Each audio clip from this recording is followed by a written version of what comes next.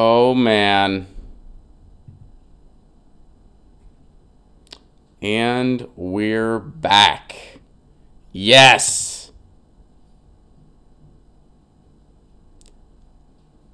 All right.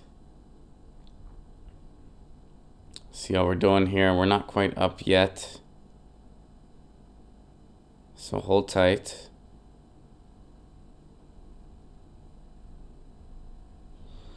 There we go. Hello. We're here. Hello, everybody. Hold on. Let me get back to the chat here real quick. Happy New Year. Happy New Year. Good morning, Karen. How are you? I hope everybody is doing well. What's up, Frederick? Good morning. Happy New Year. Hello, Omar. Hello, Chris. Happy New Year, everybody.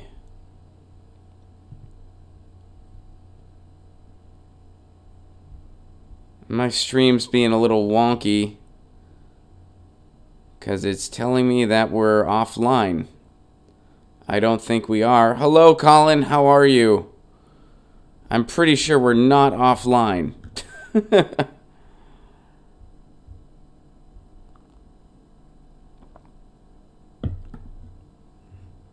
What's up, Order of Chaos? What's up, Benjamin? Still saying I'm offline. Still saying I'm offline. Interesting. All right, YouTube.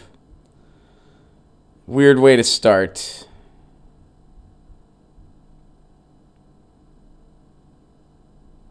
All right, let me see if I refresh, if that helps.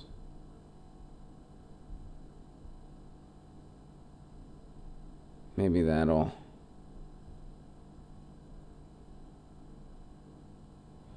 Nope, still saying we're offline. All right. All right, well, I'm pretty sure we're not offline. Unless I stop receiving messages for a while, then I'll just know that we are. But until then, I'm going to assume that we are, in fact, online.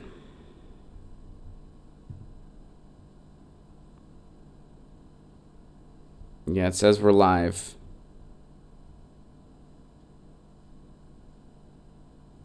There we go. Oh, it's finally kicking in. All right.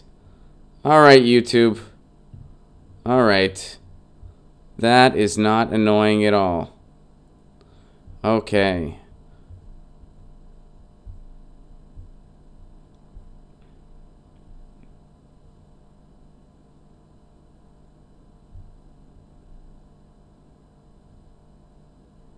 What's up, Joseph? How are you? All right, so we are in. I think we might have had a lag there for a second, but we're going now. And it's not even 10 yet, so it's okay. Happy New Year, everybody. I feel we're going to be talking about what we got for the new year. Hello, Tanya. Happy 2019. What's up, Patricia? Hello, Matthew. Hello, Order of Chaos. What's up, Chris? Good to see ya.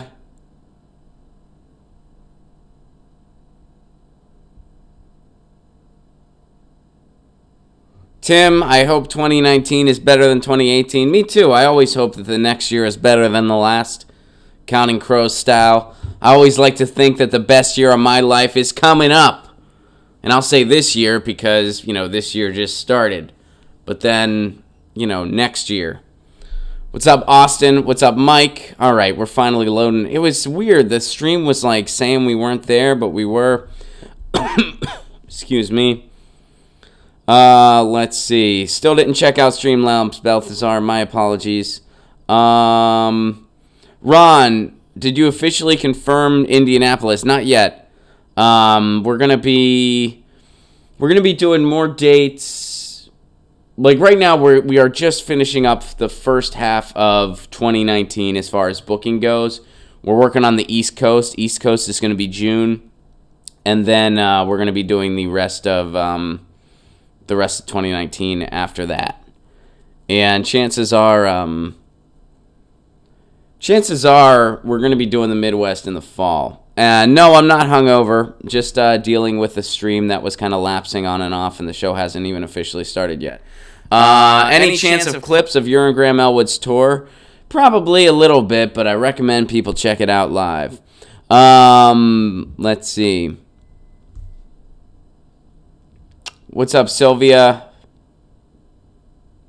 Come to Stockton, Joseph. I would love to come to Stockton. That sounds really cool. So far, we got the first half pretty much booked. And we're working on the second half. We'll be working on that very soon. All right, we are over 30. Welcome to Get Your News On with Ron, the world's first viewer-curated streaming news show. It's a new year. It is our first show of 2019. Guys, so some of you guys have been sending me your music throughout the week, which I appreciated. So today we will do an abbreviated Music Monday, a music midweek, if you will, because it's already Wednesday. So we will be looking at a few quick music things in addition to our normally scheduled fare, because a lot of you guys were sending me music on Monday, which I really do appreciate. So we'll do an abbreviated today. And we got a lot to talk about. But the topic that I want to start out with, we started pretty much exactly at 10, by the way, which is awesome. I hope everybody had a killer holiday season. I had a good one. I had the Seven Fish Dinner, which the last time I talked to you guys was the morning for me of the Seven Fish Dinner. Seven Fish Dinner went awesome. We had over 20 people. Everybody ate. Most of my dishes were gone. A couple things. There was a little bit of remnants because I made a lot of it. But most of my dishes, they went. My Christmas Day was very relaxing and low-key, which was nice. And New Year's was cool. New Year's Day was pretty cool. Just kind of hung out. I watched the movie Coco. I cried a lot at the end of it. Not a lot, but I totally cried at the end of it. If you've seen that movie and you didn't cry at the end, you're stronger than I. I cried at my fiance cried too. But man, if you've seen the movie Coco, it's hard not to cry at the end of that movie. It's about family and death and life. And so there's that. So what I wanted to start with you guys with is this is a bit of a cliche, but it's a cliche that I celebrate nonetheless. I want to know what your New Year's resolutions are. Now, I understand New Year's resolutions, kind of a trite cliche thing to do. Time is a man-made invention. But I personally always appreciate the opportunity for a reset button. I enjoy it. I celebrate it. So I'll start first, and I'll let you guys know what my New Year's resolution is, my main resolution, especially as it pertains to this show.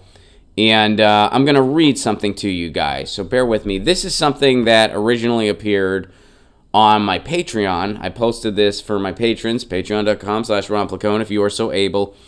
But I wanted to share it with all of you because it pertains to this show, the future of this show, what 2019 holds, what I want to accomplish. So here it is. Starts with a quote. Most of the power of authoritarianism is freely given. Timothy Snyder. When do we decide to give our internet over to an elite group of corporations, allow them to implement what is essentially an organized duopoly, and then charge us exorbitant prices for a mediocre product and a horrible company structure to boot? The answer to this mostly rhetorical question is slowly but surely. It happened one deregulation at a time, one merger at a time, one policy at a time, one administration at a time. And now, we no longer have net neutrality. Many people spend the end of the year reflecting on what needs to change in their lives, what's going right, what's going wrong, where they would like to make alterations. I'm among those people. While it may be cliche, I always enjoy an opportunity to hit a reset button, to check in, and to do a little bit of housekeeping. The Institute of Local Self-Reliance, an organization based in Minneapolis committed to, among other things, spreading municipal broadband across the country, released a year-end list of the different projects they had throughout the country. Despite my efforts, the town in which I reside, Pasadena, California, was not on that list. I consider this a personal failure. I also see failure as progress and as an opportunity. Nevertheless, it's a failure and a loss. While I'm a huge proponent of growing from a loss and setting it right, I'll never be a fan of putting a bow on a loss and trying to make it pretty. It's a loss. I guess that's the Pittsburgh in me showing.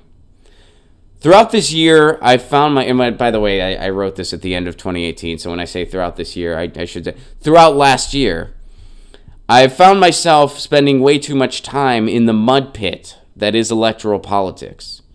A jousting of partisan hackery, which to me sounds like people taking the game between the Harlem Globetrotters and the Washington Generals seriously.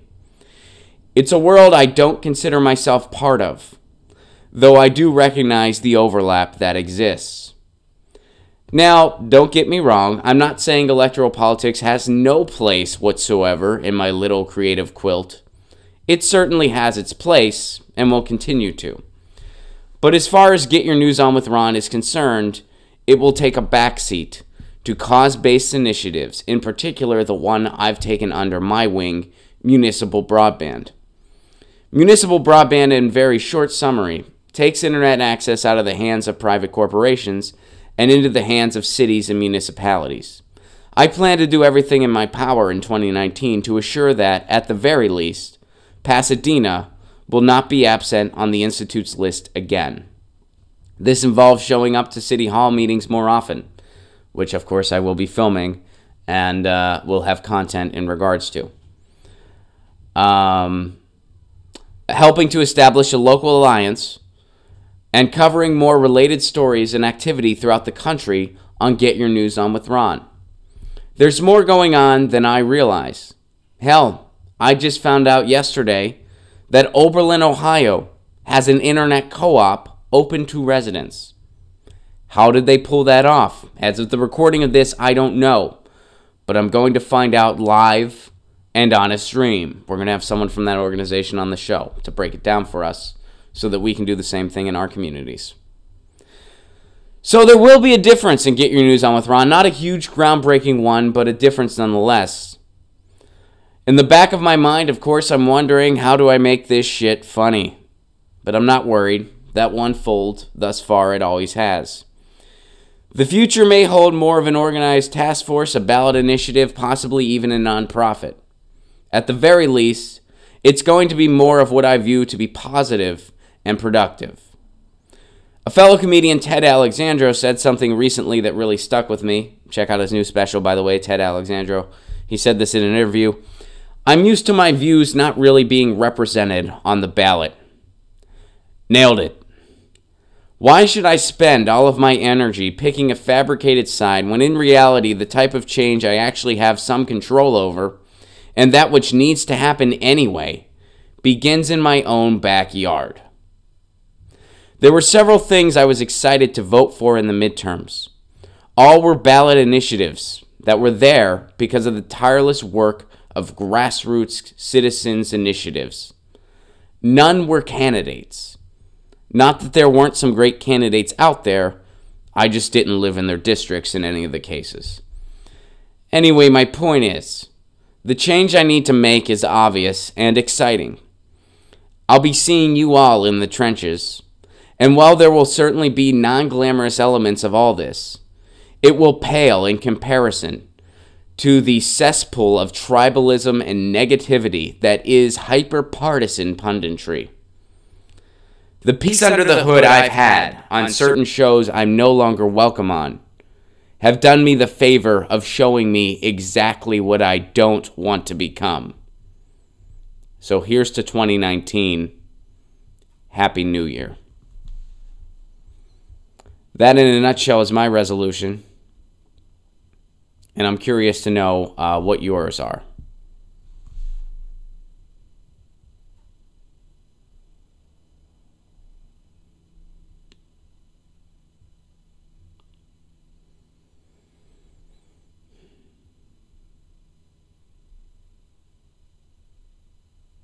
Marcia says, happy 2019. Policy over party, people over profit, planet over pillaging. Austin, well said, but I don't appreciate you being better at alliteration than I was, all right? I had one. You had to go and have three. I had one, hyper-partisan punditry. I was proud of it. Then you had to just one-up me in the chat, having three.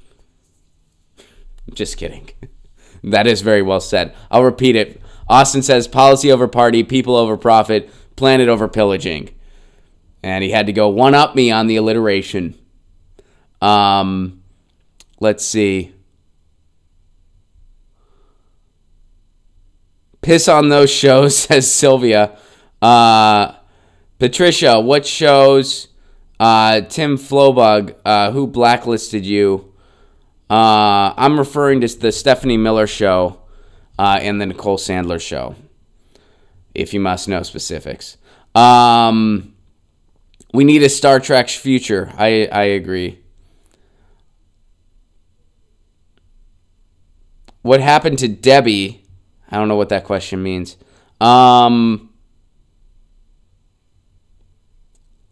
Little old Chattanooga, Tennessee has municipal broadband. Yes, they do. And you know who else? You know who else has municipal broadband? Oberlin, Ohio has a co-op, which I can't wait to learn about that. I grew up near Oberlin, Ohio. I grew up in western Pennsylvania.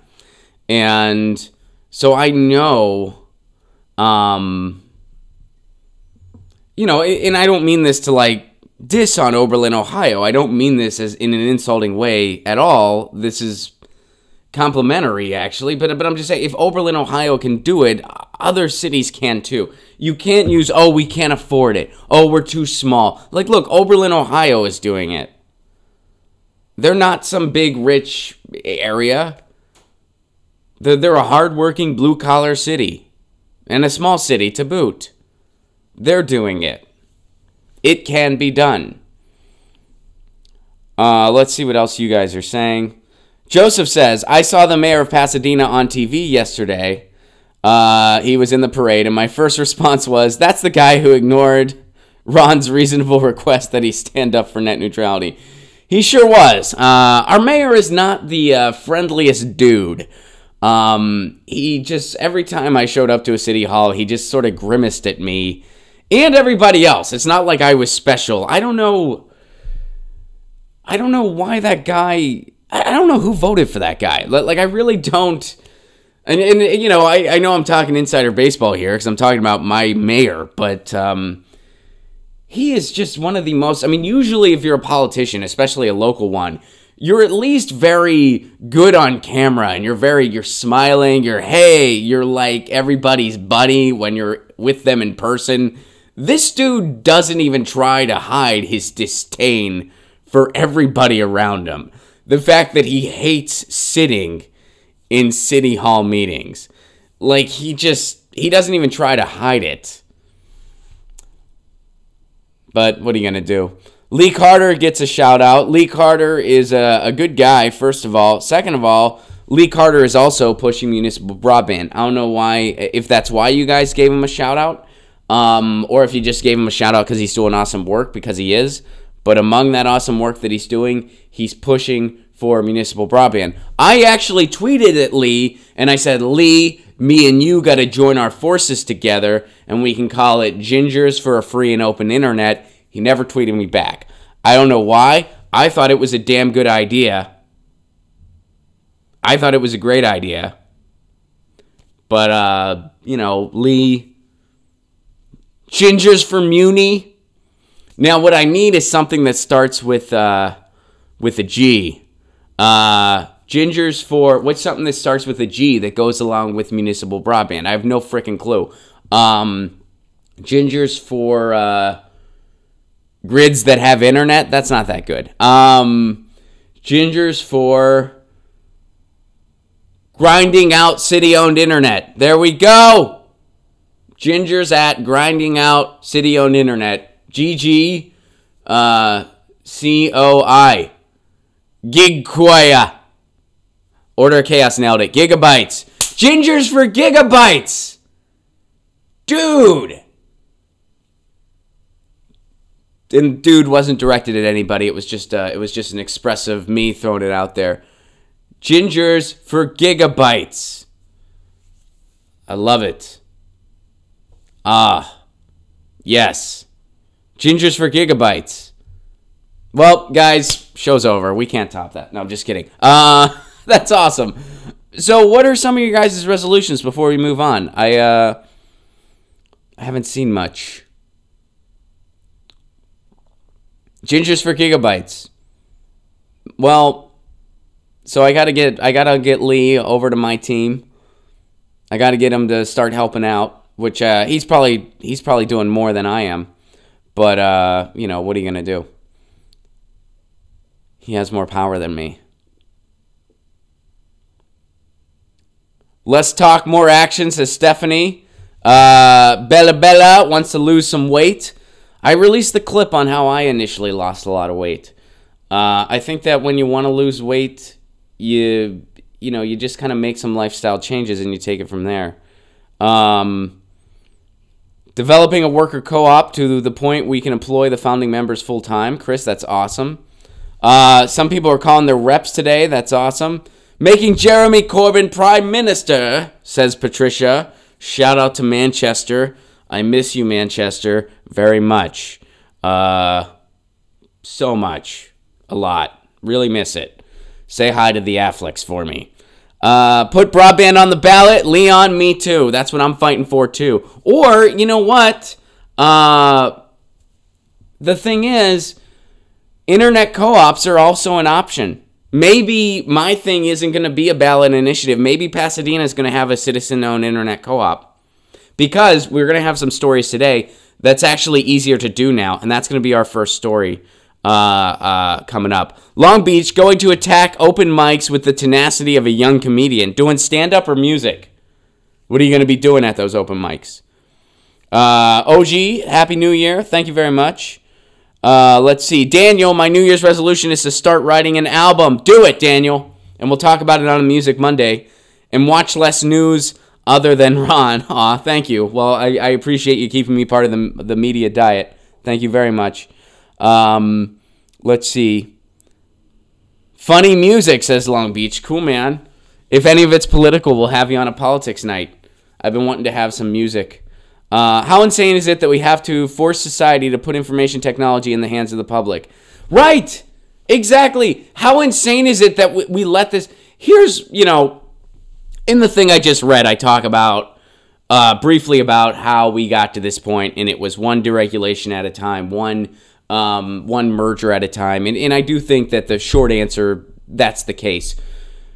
But I also think part of it, as far as why did we put our internet access in the hands of a bunch of predatory corporations that don't give a hoot about any of us, why did we do that?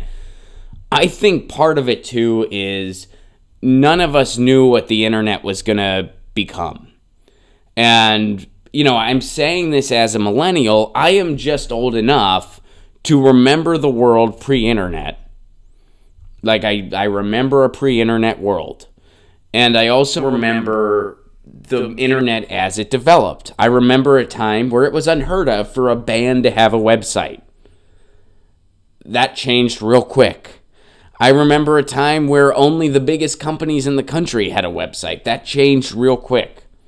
I remember a time where we sort of made a little bit of a dip and then back up, where basically everyone just had a MySpace and didn't worry about anything else. Those days have changed. Now most people have a website, even if that website is just a hub for all of their social media. So I think part of the reason we handed our access over to corporations is also because we didn't know what the internet was going to become. And I'll do one more shout out here. Statutory wants to start a band, and that band is going to be Death Meets Black Sabbath. And if you're referring to the Death out of Detroit, the first punk band, arguably the first punk band, that's awesome. That's really awesome.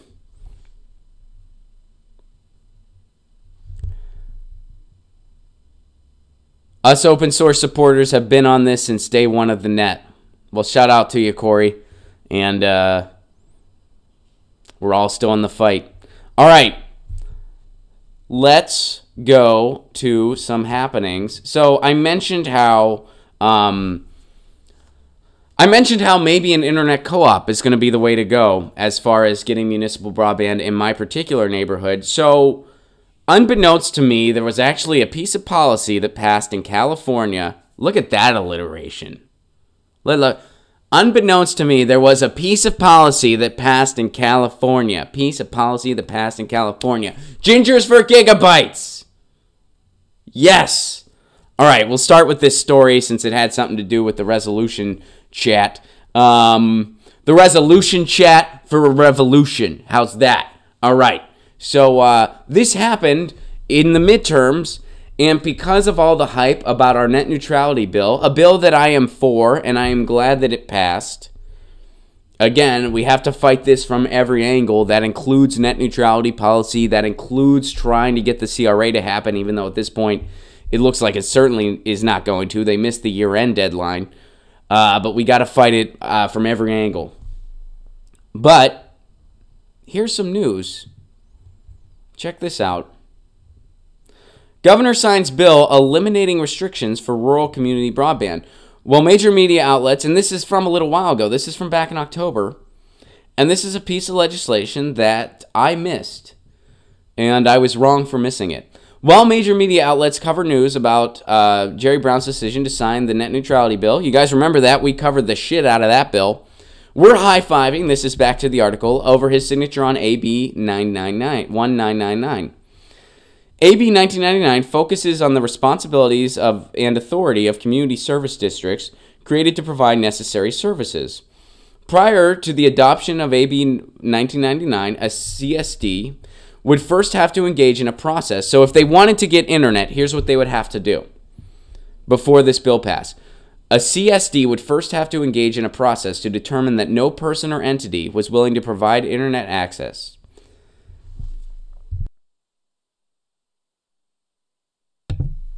Additionally, if a private sector entity came along after the infrastructure was deployed and expressed a willingness to do so, the CSD had no choice by law but to sell or lease the infrastructure they had developed. Let's take a second to reflect on how crazy that is. That is corporate welfare to the utmost degree. Okay, so broken down, what does that really do? That means if you, let's say that community X is really small, they develop their own broadband because none of the corporate entities want to build there because they can't make enough money there.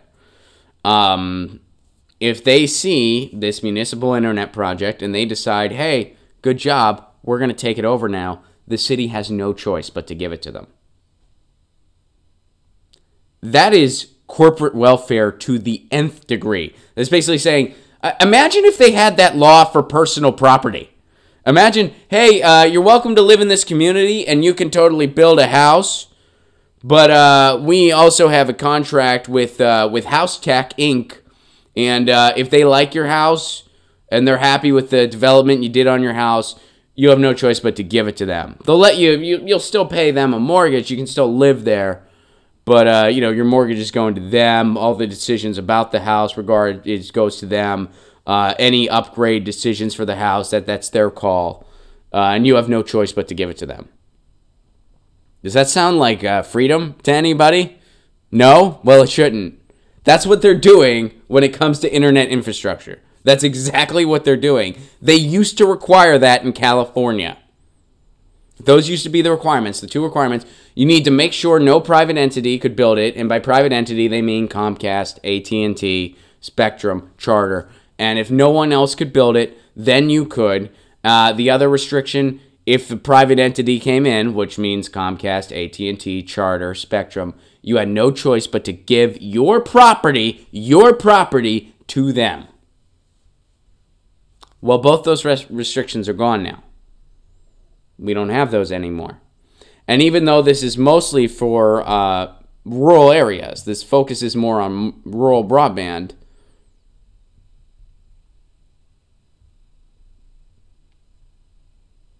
the bill itself, Here, I'll show you this part. So this is from the bill itself. Local agency, and this is in the bill in regards to being able to build municipal broadband. Local agency means any agency of local government authorized by any other law to provide broadband internet access, including the following: a city, a county service area, a community services district, a public utility district, a municipal utility district. So that means even though this was meant to focus on rural access, this can be applied to everybody. It could also be challenged in court, being applied to everybody, but essentially these restrictions no longer apply anywhere in California, and the governor signed it. This means that we no longer have that red tape when building municipal broadband services. Now, is there more red tape that exists? There probably is. There's contracts that have been drawn up years ago between different companies, different cable companies, and different cities. However, what cities that have started municipal broadband projects have done is they've essentially said to these cities, this contract is null and void because you agreed when we signed this, we had net neutrality. We no longer have net neutrality. That makes this contract void. Imagine that you have a contract with somebody to get your wedding cake from them, right? And, you know, your wedding cake's the analogy that comes to my mind quickly because I am getting married soon. But not crazy soon, but you know, we're this year's going to be the big wedding planning year. So you guys, I'll probably make multiple wedding analogies. I hope you guys are okay with it. It's never far from my mind, so expect me to go there. But let's say you have a contract with somebody to buy your wedding cake from them. They're a particular bakery, and they say, this is the type of cake we make. This is what's in it. These are our cakes. You want this cake. You have a contract with us. Oh, and by the way, there's a little clause in our contract that says you can't get your wedding cake from anybody else. When you're ready to get that wedding cake, you got to get it from us. Okay, well then, turns out all of a sudden they changed their rules, and their wedding cake is made exclusively with asparagus. And you come back to them and you're like, you know, I know you can do some baked goods with asparagus, and, you know, I love my veggies, I love asparagus, but I don't want my wedding cake made exclusively of asparagus. I'm going to have to look elsewhere for my cake. And they say, nope, fuck you. You signed a contract. You can be like, well, this contract's null and void because in the original contract, there was nothing about like this exclusive asparagus cake. Now you're trying to make me have this asparagus cake. Not going to work. Similarly, hey, you're getting your internet from us. Here's the deal. Well, that deal includes net neutrality. We don't have net neutrality anymore. That makes it a null and void deal. Is it going to be more complex than that in court? Of course it is. But people are having those fights. Will any lawyer use my asparagus cake analogy? Probably not. That's why they're lawyers, and I'm a comedian on YouTube. But you get the idea. So all those restrictions, some restrictions have been lifted, and those restrictions, again, are...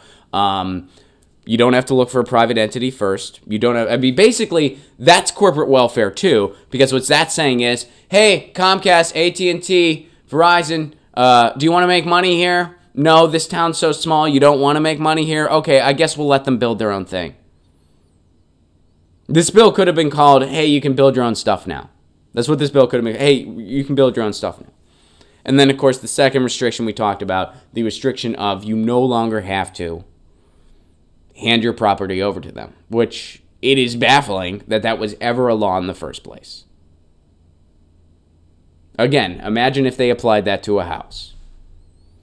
So there you go. That's why we are a couple steps closer to being able to implement municipal broadband. And I know that I'm talking from the lens of California. Not all of you live in California, but it's going to spread across the country. When somewhere like Los Angeles gets it, or somewhere like New York City who has their own mesh network project, the more bigger places that get it, the better it is for everyone because it's going to start spreading.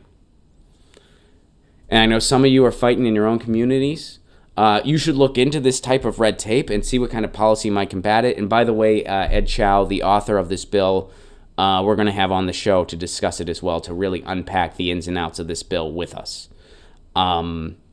But this bill was supported by the Institute of Local Self-Reliance. So it's a good bill. All right. So that's going to be coming up. And in the meantime, let's do our mini music midweek. Our midweek music, right? Because it's not Monday. But some of you guys were sending me your music on Monday. You were sending me your end of the year music, which I appreciate very much. So I thought we would do a quick music, especially because the podcast this week, I always do a Music Monday segment. Well, we didn't have a Music Monday, so I don't have a Music Monday segment, but I always want to have one music segment in the podcast summary. So yeah, we're going to do midweek music this week. Fun, fun, fun. All right. So this was given a shout out a long time ago, and I never got around to it, but I'm getting around to it now. Firebrand Records. Firebrand Records is a project from Ryan Harvey, who's a Riot Folk musician. If you're curious about Riot Folk, it's basically really punk, folky, aggressive, acoustic-driven rock music that usually has a subversive and progressive political message. That's basically my kind of suit and tie descriptor of what that is. Ryan Harvey, who is really good. I finally started listening to this guy. Really clever lyrics, really good messages. Sounds a lot like the Violent Femmes, but in a good way. Like it's not like a copy of the Violent Femmes. It's its own thing, but it has a Violent Femmes tinge in a good way. And Tom Morello, he was in Rage Against the Machine, Audio Slave. Has anyone heard of any of these bands? I don't. Who's heard of these? I've never heard of any of these bands. I'm being sarcastic, obviously. We all know who Tom Morello is. So this is a label and collective. They used to do a podcast. It doesn't look like their podcast is active as of recent, but they had a podcast. They have news, music, artists, and about section. This is sort of just a collective record label that has a socially conscious political bent to the left, and it's really cool to see stuff like this still be around, quite frankly. So good for Tom Morello, good for Ryan Harvey. I am listening to a little more Ryan Harvey, and I'm going to be listening to more of it. And thank you, Music Monday folks, for giving me a tip to that label. Someone gave it a shout out months ago, and I had it written down and then never got around to it. And then someone gave it a re-shout out on Twitter, so I'm going to it now. So Firebrand Records, you can check them out at firebrandrecords.com. Also, this is a recommendation from Ken. This is one of his favorite albums of the year, Roosterhead, and the album is Virtual Democracy. Obviously, this is a very contemporary political piece. Look at these songs: Cycles of Ignorance, Lift Lady Liberty, Dark Money, Kleptocracy Now, A Swing State, The Political Party, If Millennials Actually Voted, I'm Running, Conservative Souls, Electoral College. There's a lot of sarcasm in here, a lot of satire in here. And we can't play any of it because of copyright issues on YouTube. But think Butthole Surfers. It had a very big Butthole Surfers vibe, like kind of an electronic thing. It looks like it's a duo. But even though a lot of Butthole Surfers stuff is a bit time-stamped with 90s, they have their own modern tinge on their production and on their songwriting. And, of course, really clever lyrics, really good satire, very funny. Very hard-hitting. I enjoyed it. So that's Virtual Democracy by Roosterhead. You can check it out over on their Bandcamp, which is roosterhead.bandcamp.com. So there are our midweek music recommendations over here on Get Your News On with Ron. Substitute Mini Music Monday. Loving it. All right. So we're talking about movements, and we're talking about what's really going on as far as trying to implement change. And, of course, finally, the Green New Deal is getting some traction. It's also facing a lot of opposition, but we're going to start with the good news first. We'll go to the bad news second. Here's the good news. This is an opinion piece from Fox News. And this was posted by Jordan in an effort to say, look, the right is scared of the Green New Deal because they know how popular it is, and they don't want it to happen. So here's an opinion piece from Fox News. If Ocasio-Cortez's Green New Deal succeeds in 2019, it will be the most radical plan offered in decades. I love how they say that like it's a bad thing. Incoming rep Alexandria Ocasio-Cortez pledged to voters she would be a far-left outsider who would push her party towards adopting democratic socialist policies, including universal health care and free college tuition. So far, she has kept her promise. So, whenever you read something from Fox News, one of the things I automatically do, that I'm sure a lot of you guys do too, try to put yourself in the mindset of somebody who reads all of these things as if it's something bad. Universal health care? Oh no! Free college? That's terrible! What would we do with a polis who's able to get educated if they want to be? And everybody being able to go to a doctor when they're sick? What would we do? How would we pay for it? We're already paying more for it than all other countries? Oh, we just have an inefficient system that allows a bunch of corporate predators to profit? Oh, no, it's still bad.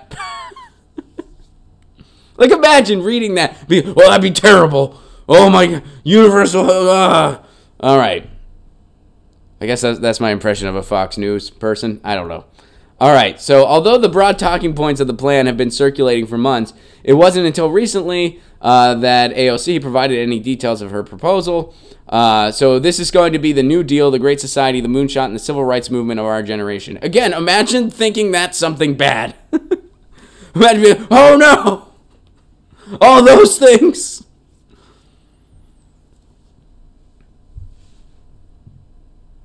The specifics have still not been worked out, but what we know so far, her plan is that it would have catastrophic economic consequences. I guess by this they mean jobs. Dramatically increase America's already skyrocketing debt. We're already paying the money. And transform the United States into a European-style socialist nation. How is that bad? And no, these are not exaggerations. I love that sentence. Like, I love the mental gymnastics.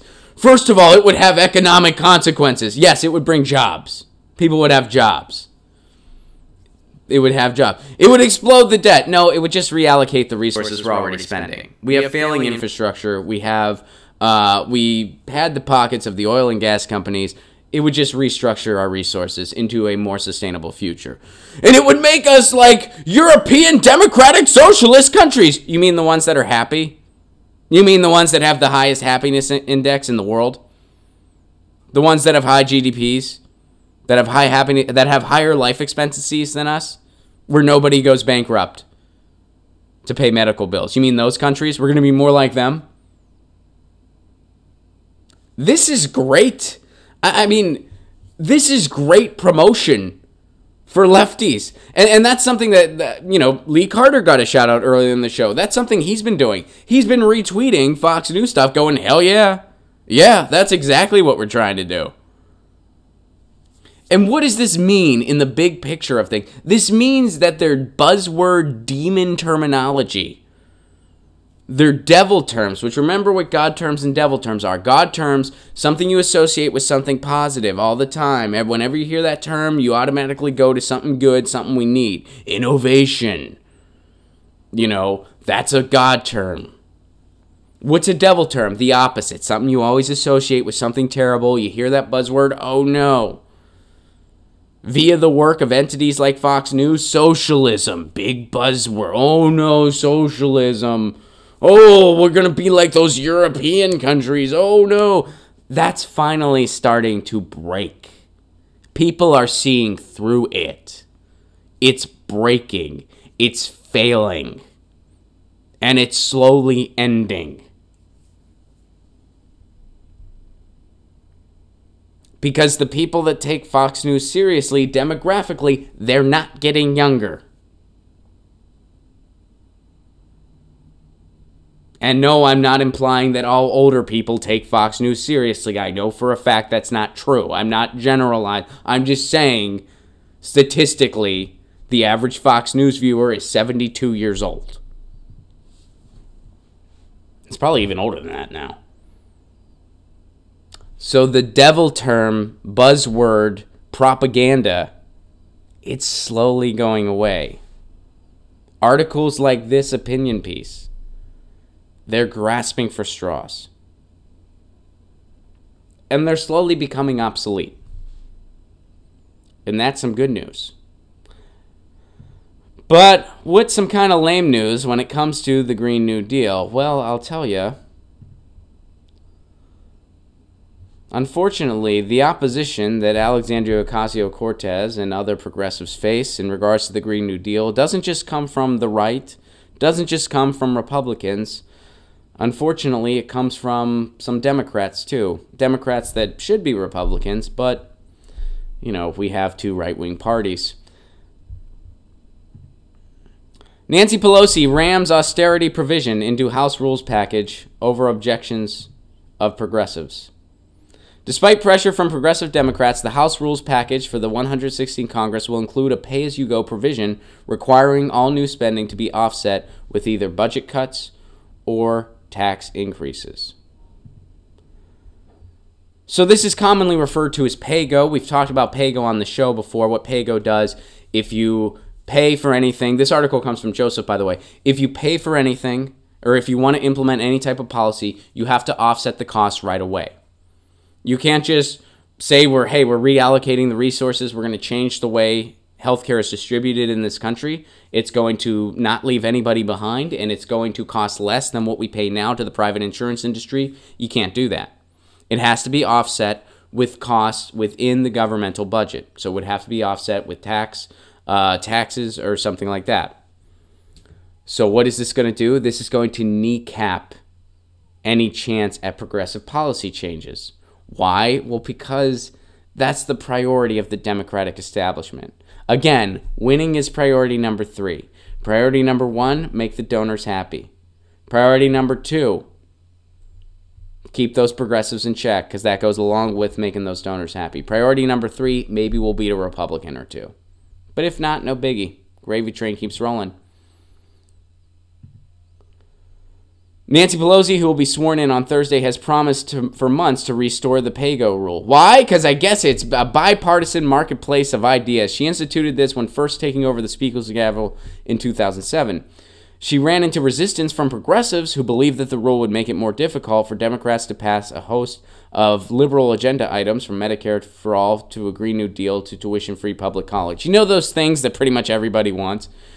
Critics also argue that pay-go creates an unlevel playing field where Republicans can get to blow giant holes in the tax code while Democrats must pay fealty to the deficit. So the group who is campaigning on building a wall, a useless, waste of resources, racist wall, they get to spend the money. They get to spend the money the way they feel like it.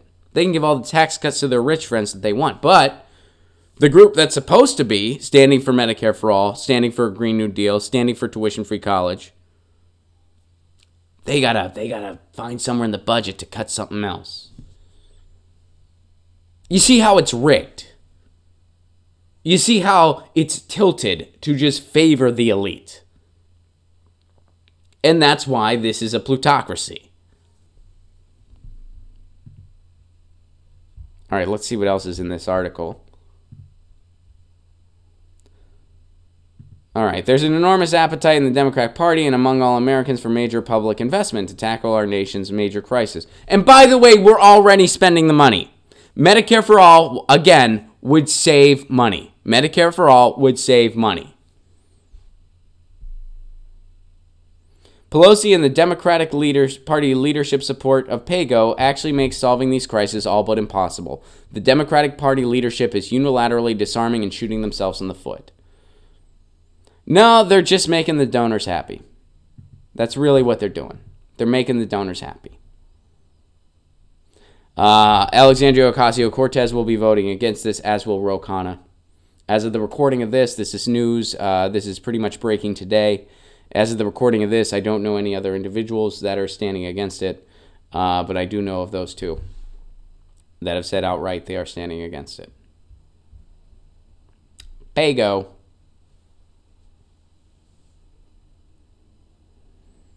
All right, we got a couple more things, then we're going to go to the chat to end the show.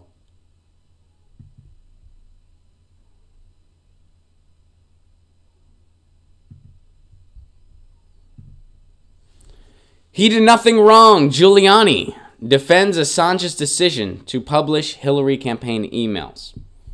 So this is from a recent interview that I believe Rudy Giuliani did with Fox News, where he defended Julian Assange. WikiLeaks founder Julian Assange did nothing wrong by publishing Hillary Clinton's campaign emails, just like the U.S. mainstream media wasn't punished for publishing the Pentagon Papers, Rudy Giuliani said.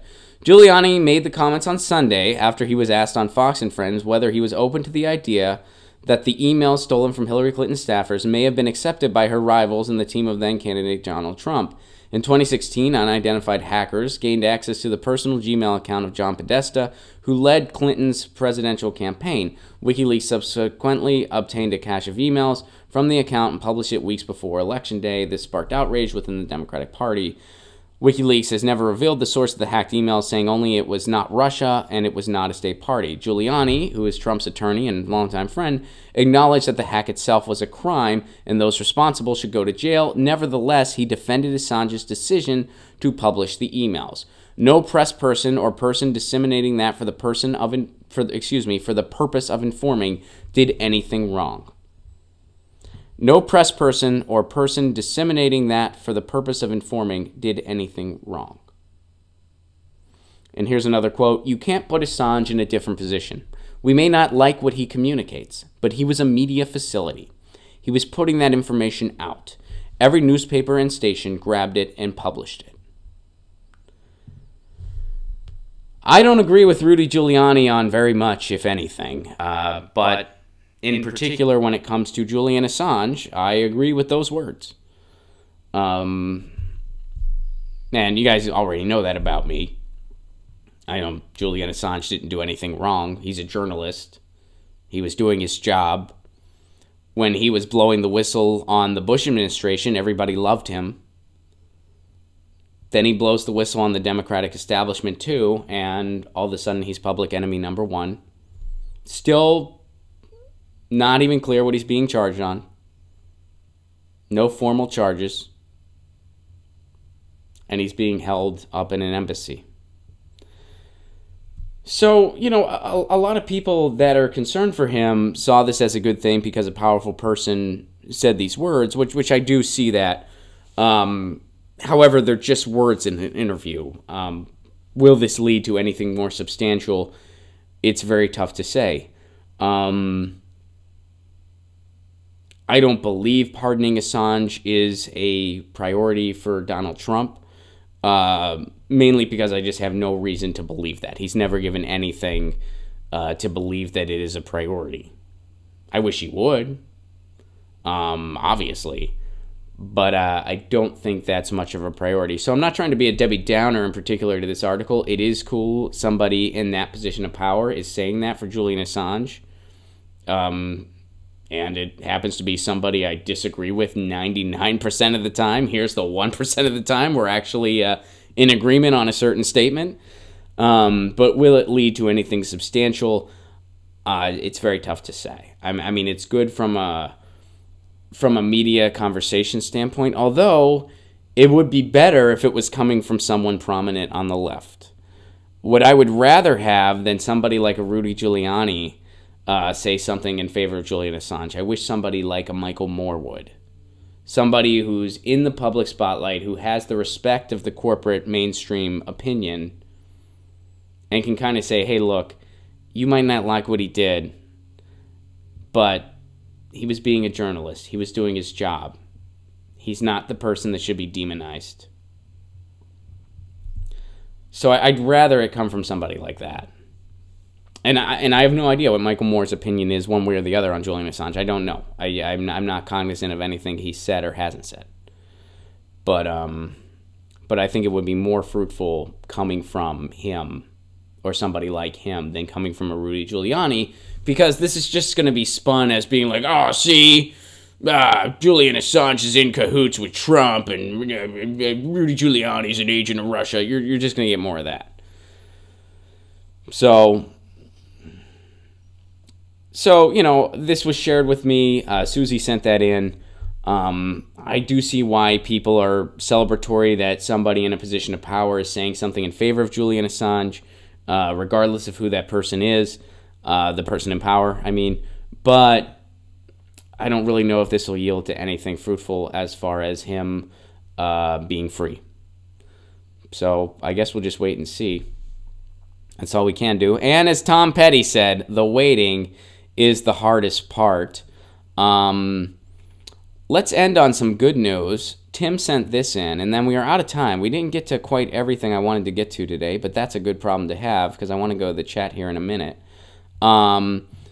PG&E, here we go. PG&E could face murder charges for California's wildfire. So who is PG&E? For a quick refresher, PG&E is the company, the electrical company that was responsible for the wildfires in California.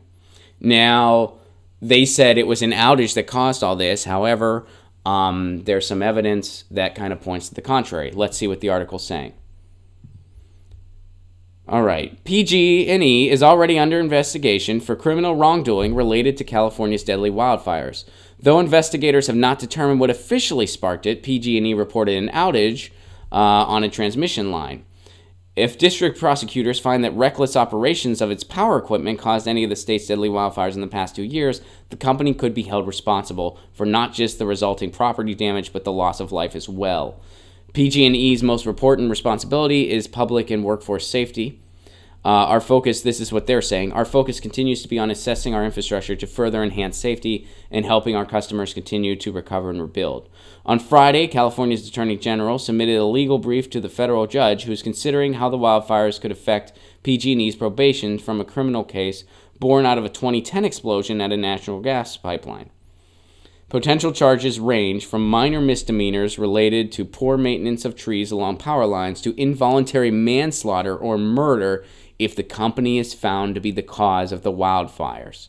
In addition to possible criminal charges, PG&E could be found liable for billions of dollars in civil damages, but it's not just the company that will bear the burden of any resulting settlements.